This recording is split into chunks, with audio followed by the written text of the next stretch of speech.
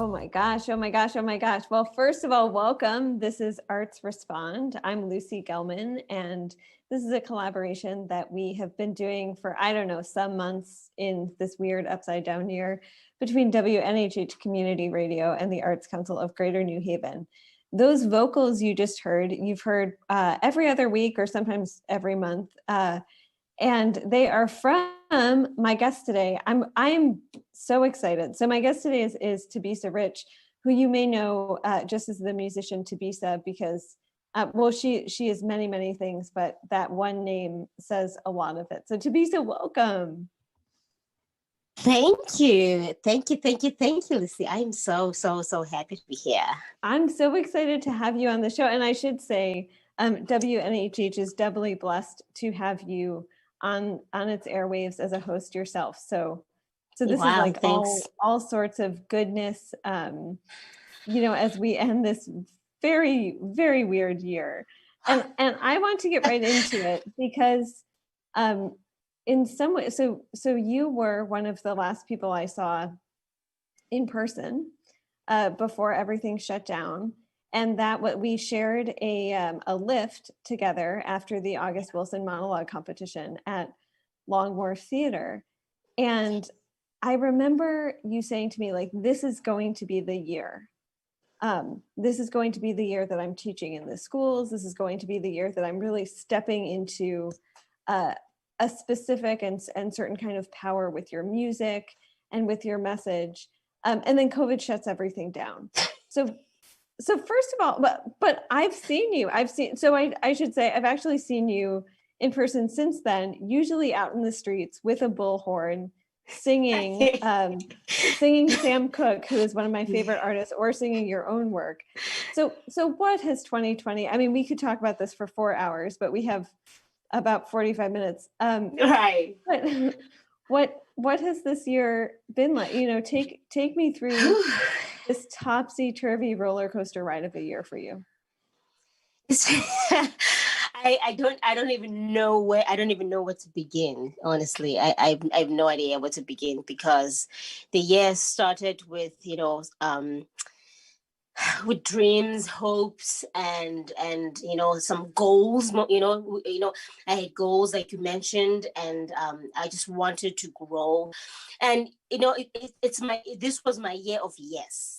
Last year was my year of yes, and I decided to, to do it again and continue with it this year as well. And what that is for me is, it was inspired by Shonda Rhimes. What it is to me is that I would say yes to pretty much everything, as long as it's not somebody asking me to jump off a bridge, but anything that's going to contribute in my life in terms of growth, in terms of, just bringing me insight into the world that I'm in, into the culture that I'm in, and or it's a matter of just, uplifting me, inspiring me. And if it's anything that's going to help me in any kind of way when it comes to my growth, I'm going to say yes to it. So, I've done a lot of things in the last year that helped me grow in terms of my career, in terms of just my experience in America, in terms of just learning about the culture, and also just knowing people and getting out there and putting myself, and just diving into things head first, So this year was going to be like that too. I was going to go ahead and say yes to things. And that's why I said yes to this show too. I've never hosted a show, but I said, yes, I'll do it. I'll say yes. I'm not going to die. I'm just going to do it. And I'm going to go in like a baby and learn as I go.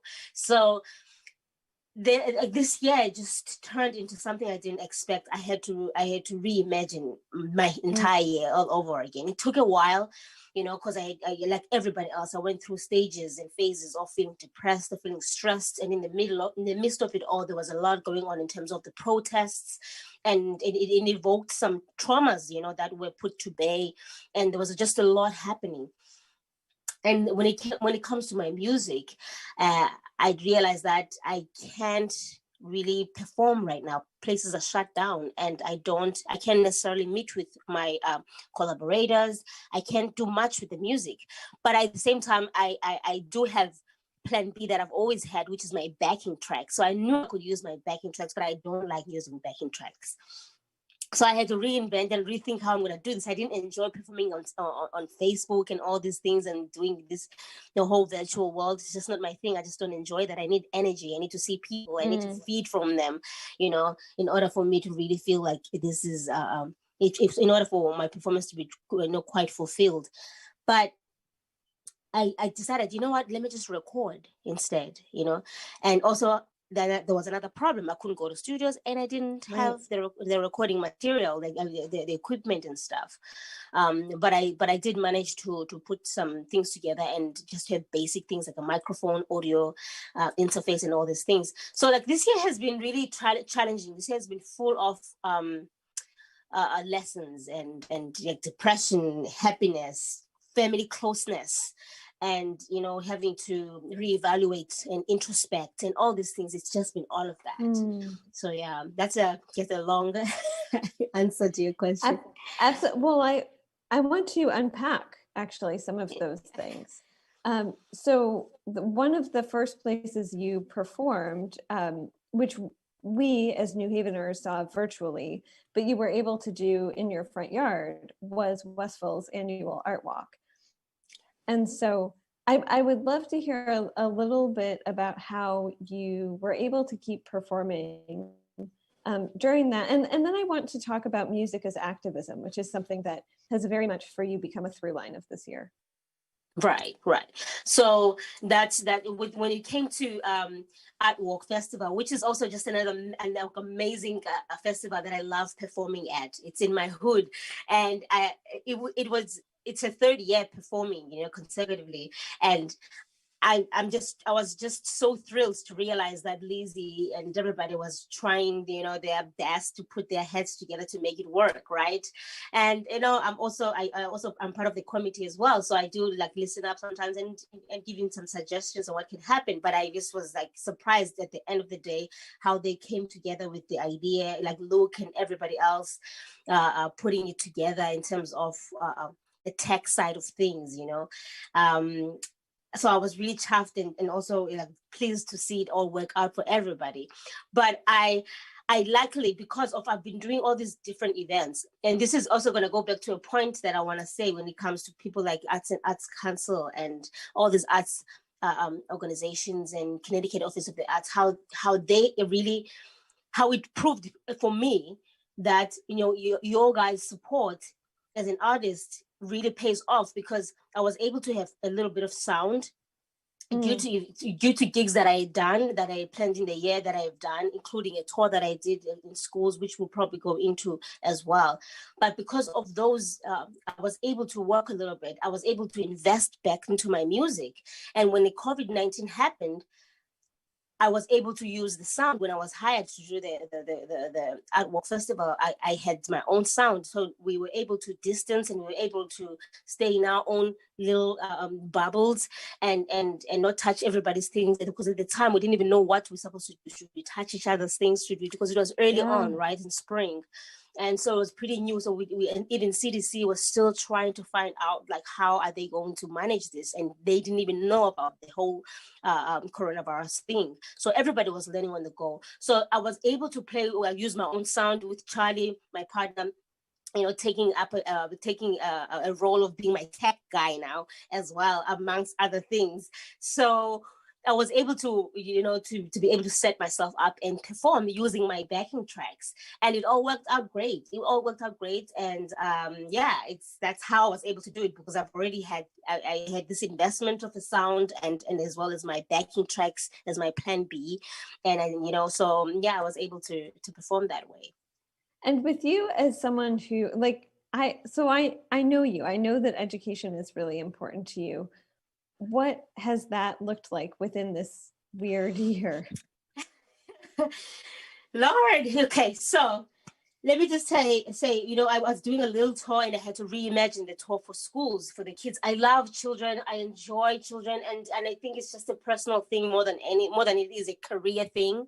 For me. It's something that, in fact, no matter what happens in my life in terms of career, you know, whether I just take up only my music or I add something else that's not my music, I would always go back and revert back to going to kids and telling them, that their dreams can come true, because I feel like my life is an example for them to see someone who is going out there, who wants to be a singer, who is a singer, who is literally living in her dream. And living your dream doesn't mean that you have to be Beyonce to be it. You can be in your smallest way, make your life a success. You define your own success. I'm successful where I stand. I'm successful because I am safe. I'm secure in my. I'm with people that I love.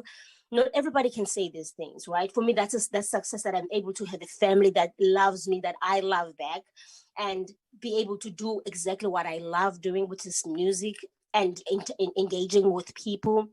And engaging with people in the community that I love. And so for me that's success. I feel successful in that way. And not to say that it can be more, right? But education for me is so important, because my grandfather he would say to us, like, I remember back in the day when I was in college, doing something that I did not want to do. I only did it because my grandfather wanted me to do it. But he would always stress how important education is, and how much it is going to be the pathway to anything we want to do, And at the time, it didn't seem as valuable as I know it is now, right now that I have my own children. And it's so valuable that, and his words still ring to me today, that I even took myself back to school this year. Thanks to COVID-19, I was able to settle down and, like I said, really reevaluate and introspect. And luckily, I found a way that I could study without it costing me my leg and my arms, like a leg and an arm, because the education is so inaccessible right now. And so I go to University of the People. Shout out to them, because it's a free it's free tuition, or you can pay $100 for your exam whenever you write your exam. It's accredited. It's great. It's lovely. I love it, and I recommend to anyone who wants to have a start in their education to go and check it out. I would say, and we're all flowing towards something that is happening on Sunday, which we're going to bring up. Right. I feel like I want to tease viewers or listener, whatever, however people are accessing this program. Right. But I also want to ask you, so there is like education, like books, and sort of like minding your books. Right. And then there's also in many ways, I think this year has been an education for a lot of people that has happened in the streets. Right. And you've been there. Right. And I have a very vivid memory of being at a protest in either late May or early June after police murdered George Floyd in Minneapolis. And I just heard the first lyrics of Sam Cooke's "A Change Is Gonna Come" from the steps of the New Haven police station headquarters on Union Avenue. I just knew, I was like, that's Thabisa. I've got to get through the crowd. People were very polite. People were, social distancing in their masks. Right. But I was like, let me get to her. Right. So, but for some artists, protest isn't, they don't want to be in the streets. For you, why is it really important to engage with activism in that way? Right. I mean, besides the fact that I'm very much affected by politics, and in a somewhat negative way. I think where we are right now in our lives collectively, we need to demand change for the betterment of everyone, for the betterment of our communities, and even those who may be in places and spaces that are comfortable right now. They need to be voices, they need to amplify those voices that aren't heard. We need to change the stereotypes, we need to change our mindsets, and we need to actually work towards solutions that benefit everybody, so that we stop pointing fingers at one another and run away from the fact that the economy, capitalism, is has its thumb on a lot of us, and I'd say this because I know a lot of people out there who are in a good space economically, they usually run to a place where they say, people, you guys don't want to work, why don't you get a job at McDonald's? Like, what has McDonald's done for anybody?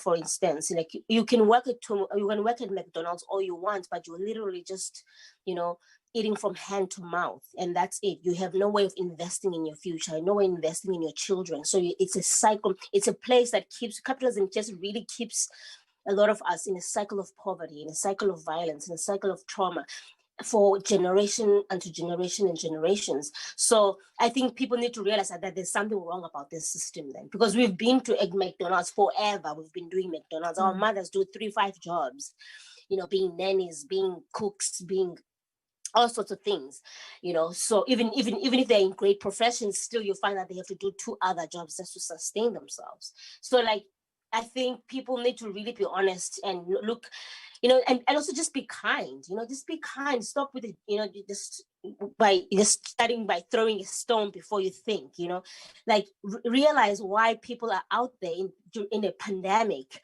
risking their lives. These are mothers and fathers. I'm a mom, I'm not trying to get out there to get COVID, I'm not trying to get out there to kill my family, but I need to amplify voices. I need to amplify the voices of people that otherwise can't do it for themselves. I'm able, and I've got the voice, and I'm going to use it.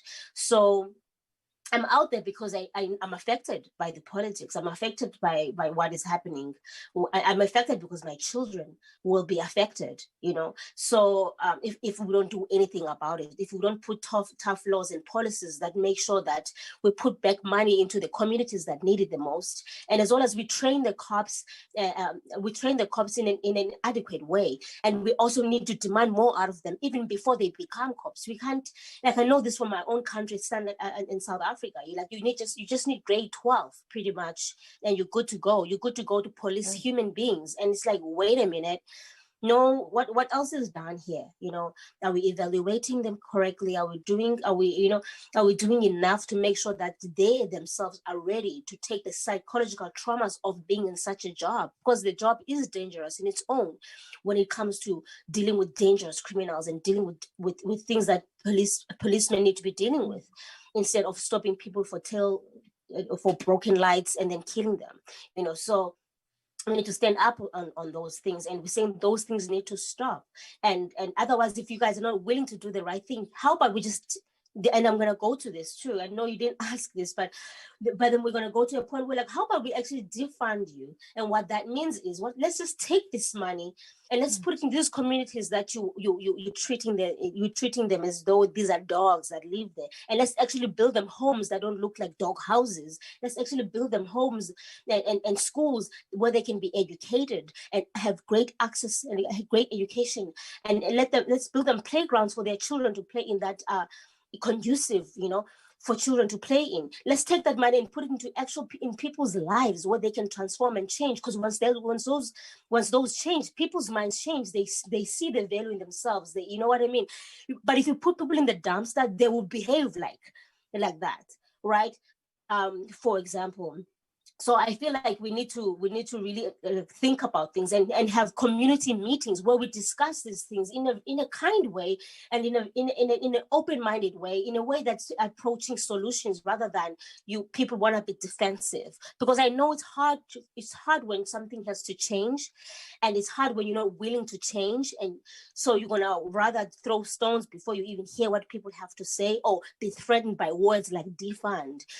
So, like, I think it's important for everybody to actually, in communities, in Westville, in New Hopeville, in all of these communities, they need to have meetings where each of us, we talk about what is best for the communities and how we can all play a positive part into making sure that people are treated fairly and with respect. Because I know in these communities there are people that are scouting around looking for any Black person that walks by, and they're like, is it safe?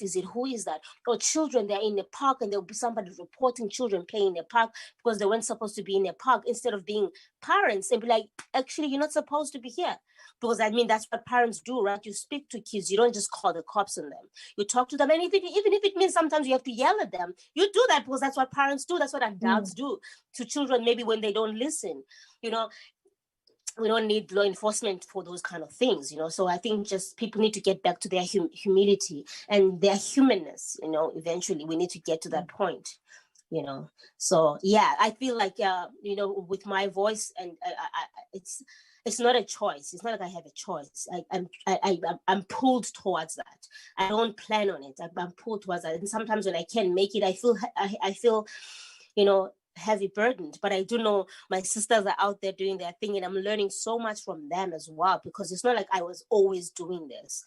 I was always, you know, out on the streets and doing this. No, I don't, and it doesn't, I don't need to go to school to do that. Nobody needs to go to school to do that. If you know something is wrong, you just need to stand up and say something. And that's simply what I'm doing. Even calling it an act of activism seems such a heavy honor to be given, because I feel like I'm just being human. I'm just doing what everybody should be doing, really.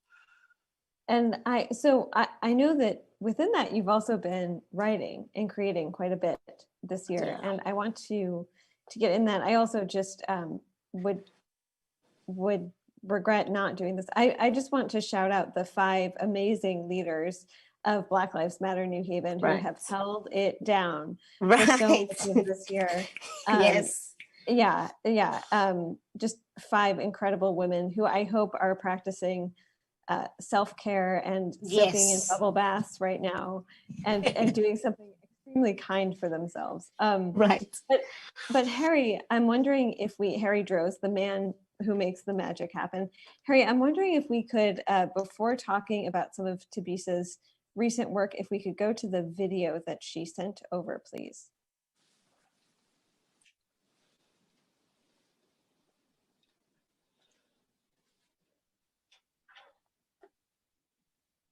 Do you have your coffee? Somewhere, I do. Yeah.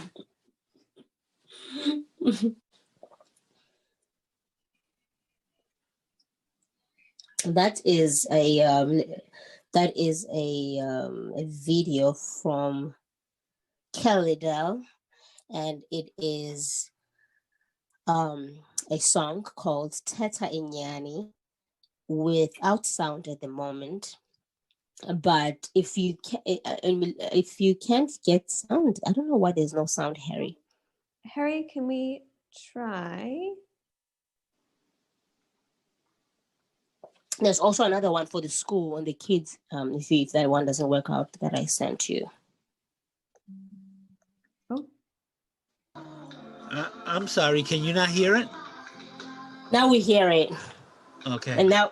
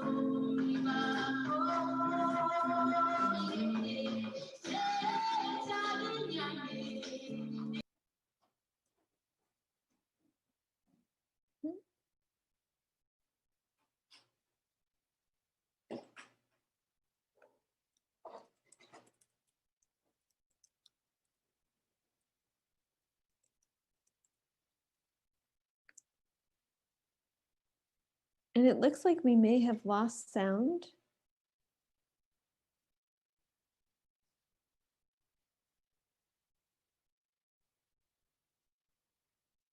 That's okay.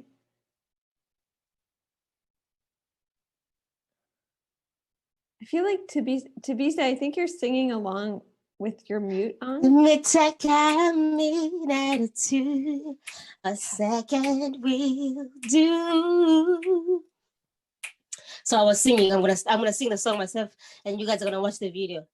Hey, let me tell you a story of life. Let me take a minute or two. A second will do. Life doesn't always give you what you want, but all that you may need. I know this, I want it all, but gotta like this.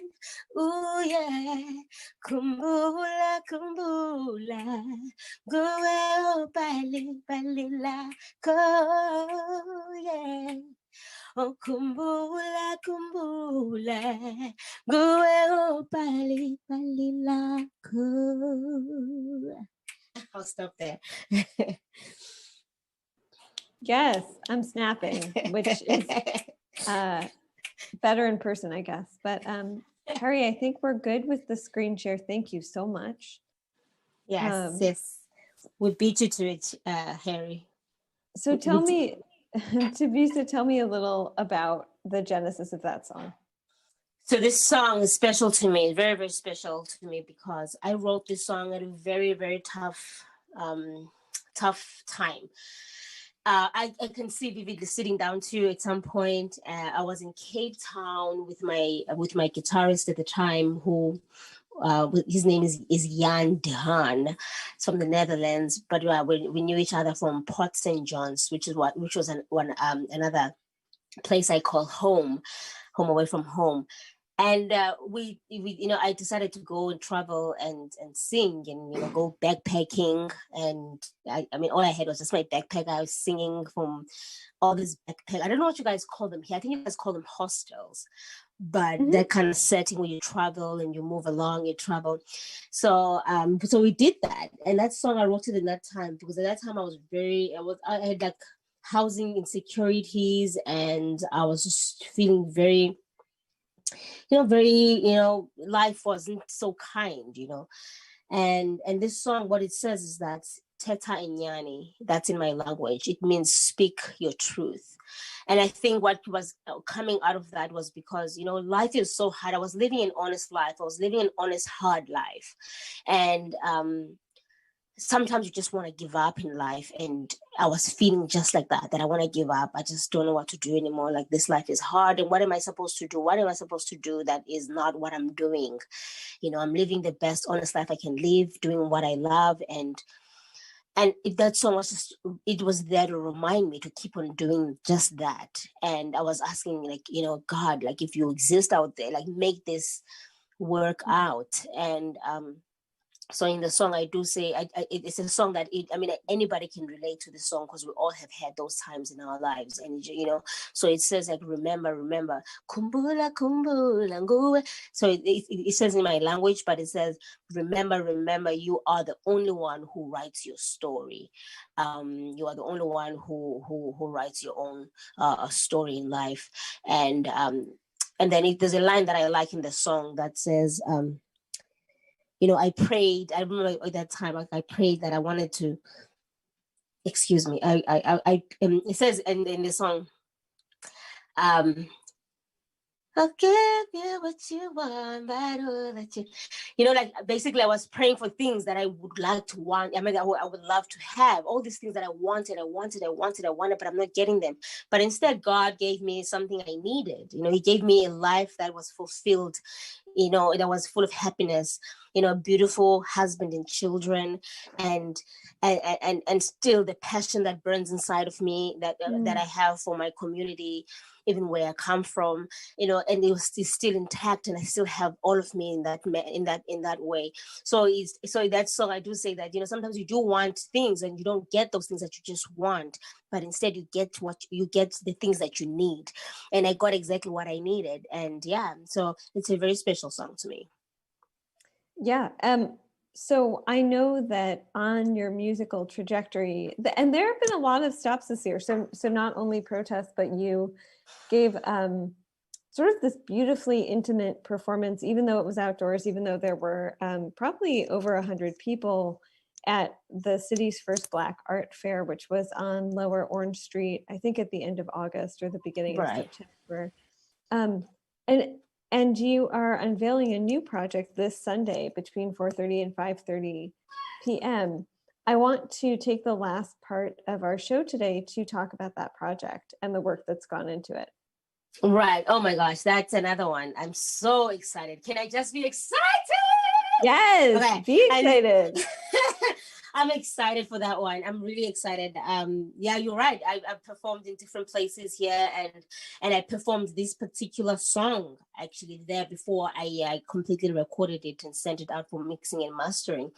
But the song has actually been released on the 6th, but I wanted to do something special for it and really wanted to engage with people and talk about the song so that people have a bit of understanding, because remember I do sing in another language, and that's something that I'm just not gonna not do. I'm always gonna sing in my language. It's a part of me. It's a part that makes Thabisa. And also I want to connect with people that are in South Africa as well. I don't want to leave them behind. And also I want to be able to teach people here. I know Ayodi is actually one of the songs that people really love here. You know, they sing along with them, with the song.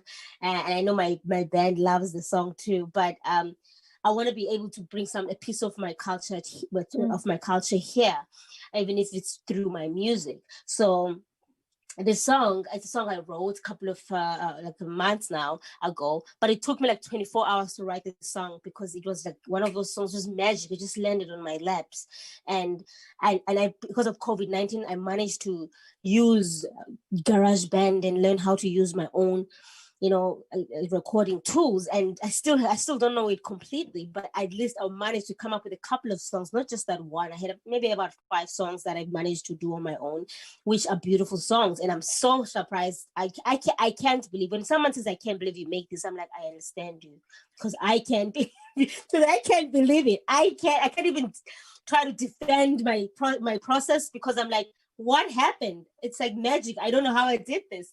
And this song was just amazing. It just came to me, and it came to me, I think, because of, again, COVID-19 has us emotionally, strained. And when I did this beat for the song, and the words just came out of my mouth. When I didn't even write the first verse, it just came out of my mind. And I thought, okay, you know what? I better put this down quickly and write some of the lyrics down so I don't forget them. I don't get too excited. And I wrote everything down. But I didn't sleep that night. 24 hours. I mean, I was up pretty much the whole night. Now, since afternoon up to the next day, I was still up. And the birds were singing, and I was still up doing the song. And that song really also revisits my life. For me, it will mean a lot of things for everybody. I think this song is exactly what everyone needs right now. Everybody needs this song. Everybody needs a little bit of peace of mind. And I've incorporated the 6 syllables Sanskrit mantra into the song, and which is believed, in the Buddhist world, that you are able, when you do that mantra repeatedly, it sends you to a place of tranquility, a pure place, a place of peace. You reach a place where you become pure, and everything you touch while you say those words, let's say the river or anything, really, it becomes pure. And I feel like I needed to forgive myself for a lot of things that I can change from my past, because I'm still recovering from my own traumas. I'm still recovering from my own insecurities that I sometimes inflict on myself because of the traumas. And I need to get rid of that. I need to be reborn spiritually. I need to be reborn in many ways, in many ways. That's why I'm even going back to school, because I want to improve myself. I want to be a better version of me, for my children, for myself. And I want to apply myself in a way that's more meaningful and coming from a place of education and informed as well, when I do my activism, when I do all these things. So I feel like this song was just a place for me to remind me of my place of peace, and as well as when I at the end of the song, it takes us to a place of gospel almost, and it's just I don't it's so hard to explain because there's so much that I want to say about it, but basically the song really is just revisiting all the pains and hurts that I have felt and I still feel today. And at the same time, by putting that Sanskrit mantra, it brings me back to, you gotta center yourself. Don't focus on all these negative things that have happened, which I talk about a little bit on the verses, but it goes back to say, no, come back to your center, refocus yourself. So we all need a little bit of that song right now. So yeah, I hope everybody can stream it.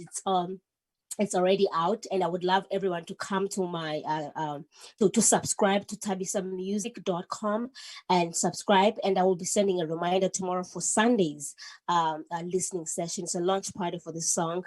Come and bring a drink or food or whatever, enjoy yourself. We're going to have fun. I'm going to play some of my music. I'm going to play some music from my repertoire, but most importantly, I'll make time and then we'll listen to that song together, and you guys can ask me questions, anything about the song.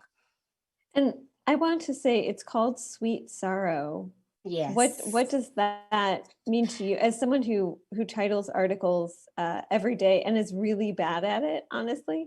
So what does that title is so short, and yet it holds like whole universes, multiple universes.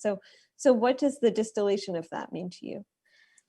Originally that was not supposed to even be the title of that song. The song was untitled. I didn't want to call it Om Mani Padme Hum. No, that was not going to happen. It just didn't sound right. And I didn't want to center the song around that as well, because I felt like people needed to connect everywhere with something that they know. Everybody knows sorrow. And this song for me came from a place. It came from a place of sorrow, yet it came from a place of, I know I'm going to get to a sweet place. I'm going to get to a place that's this is me preparing myself, right? Preparing my mind, my spirit, that I'm going to get to that place. This is why this song is coming to me right now, because I've got to put actions into these feelings and thoughts and ideas that I have about where I want to see myself. So I had a great life. I still do have a great life, but also I had a hard life, and I still struggle even today. So, but I feel like my life is a bit of both. It's so sweet, yet it's so sorrowful in some parts, So and I decided, let me just keep this. Let me just keep this sweet sorrow, and call it that. Wow, and for you, what is I also want to ask you, as we wind down, what does self-care look like for you? And do you slow down? Are you able to slow down? Because I know we talked very briefly sort of last week and last weekend, and you just hadn't stopped. And sometimes activists, and I say activists because I have a very broad lens, and I think actually artists play a really important role in activism. I think that if protests were silent and they had no singing and no chanting and no handmade signs, they would be less effective, but they would also be less affecting. But often activists preach self-care. They're very good at preaching self-care, but they don't always subscribe to that themselves. So for you, what does that look like? It's hard. It's absolutely hard. I'm not even going to pretend. I think I like being taken care of. I will admit. I'm not going to be ashamed of that. I love being taken care of. My husband does a great job at taking care of me, even my kids. And like with their little hugs and kisses. Sometimes they come and give me their toys. Like, "Mommy, you tired? Okay." And they give me their toy. Like, you need to sleep, and they give me their toy. Those things mean so much to me. And I'm like, "Oh, sweetie, there, you give me a little toy, your favorite toy for me to hold, so I can feel better." I feel like I love being taken care of by my family, most important, and that's why I took a little bit of a step back, and very little too of that step back, but which is something I'm learning to step back and really just mind myself and know where I am and accept that I can't do everything as much as I am energetically probably able, but also physically not. have the energy, but my physically my body won't allow it. Mentally, my body won't. I just can't do that. So I need to fill my cup. Right now, I am filling my cup. I'm trying to stay away from negativity. Like by negativity, I don't mean like necessarily about people, but I mean like just news and all these bad things that are happening out there. And so because I'm avoiding them, why I've stopped talking against them, but I choose to take care of myself. I choose to step back, and I know they are happening, and I'm keeping them behind my ear, but I don't want them inside my mind right now because they give me sleepless nights and heart palpitations. I'd rather, take care of myself. So I don't do a good job. I won't even lie to you, Lucy, right now and say I do a great job at taking care of myself, but my family does. And then because of that, I tend to do it as well. But it could be better. It could be better. Like right now, instead of taking care of myself this whole COVID-19 times, I went right straight to doing something new, which is recording. I'm trying to record my album right now, and I'm doing more work on top of me trying to be, I don't know what to say, but trying to relax and not do much. But it seems like now I'm doing more than I've been doing in a way, So yeah, I'm trying to take care of myself a little, as much as I can, but mostly my family, they do more than I do for myself right now, which is great, And if people want to learn more about this coming album, more about your work, more about you, how can they find you? They can absolutely find me on my website. I do encourage people to subscribe at Thabisa Music, one word, thabisamusic.com, THABISA music.com. You can find every and anything you need to know about me there. Browse, take your time, don't go in and out. Check out all those tabs and find out more about me, and follow me on social media. Please follow me on Instagram and go on to Spotify, and also follow me on Spotify. When you do stream the song, please put it on your playlist. It helps me be on the algorithms to get my song and be able, the editors to able to put it on other people's playlists or at least suggest it. So I would appreciate if you do that a lot. And can people also buy your music so you're not getting your check for 49 cents from Spotify every month? That's right. Good one. That's a good one. I haven't put it up yet on my website, but I will be doing that. There are many ways to support me. You can support and buy some of my art, and as well as you can contact me and ask how much my art is, and if you feel like you want to support but you feel like it's a little too much, we arrange those things. You can pay me over 2 months or a couple of weeks or whatever we decide on, depending on your pockets. It's COVID-19 now, so we understand. And as well as I do have socks.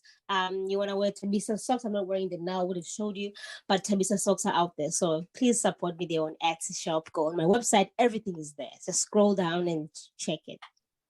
Well, before we conclude, and I am going to ask if you can sing us out, which would just be my greatest joy. But before we do that, I want to say this is our final episode of Arts Respond for the year, because we will be taking Christmas and the New Year, even though Christmas is not my holiday, but we'll be taking Christmas and New Year's off and returning in January. And I want to give a really heartfelt thank you, not just to you, but also to Harry Droz, who has made this happen, not just for me, but for the whole WNHH community radio family over Zoom. Absolutely.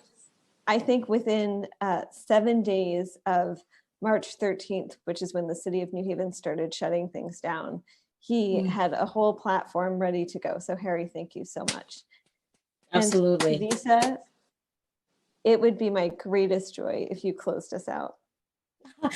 Harry, you got my song there to close us, because I gave Harry the song. I don't know if he can close it out for us. But thank you for having me, Lucy, so much. Which song, Thank you so much. It's on your email. Let's see. Sweet Sorrow. Oh, Sweet Sorrow. Right. Sweet Sorrow. It's okay, I can do that. Yep. Yeah. That's the song, everybody, that you are going to be streaming when I'm done here. Thank you so much. Stream and put it on your playlist. Thank you, Lucy. I was excited because I'm the last one on your show. So they do say save the best for last. So I don't know. So I'm excited for that. It's true. And y'all, as we're waiting for the song, subscribe to yes, please. Thabisa and join her on Friday for the party? Sunday. Oh, yes. Thank you. Do you feel you don't belong? Sometimes I wish I wasn't born. Cry tears, bury me into ashes.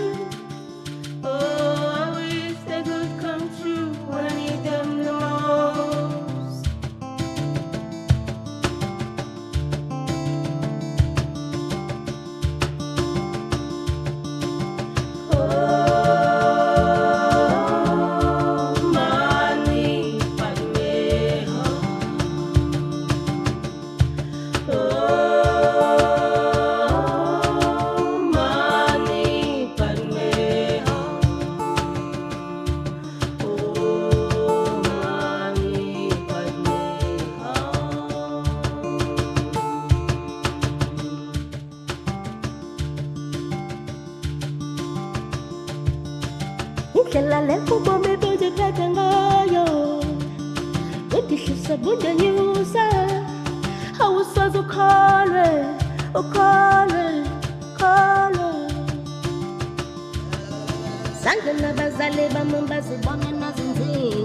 Sometimes I wish I wasn't born.